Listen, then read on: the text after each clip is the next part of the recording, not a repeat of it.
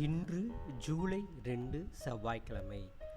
ஈரோடு மாவட்டம் பெருந்துறை மஞ்சள் மார்க்கெட்டில் இன்றைய மஞ்சள் விலை நிலவரங்களை இப்போ பார்க்கலாம்.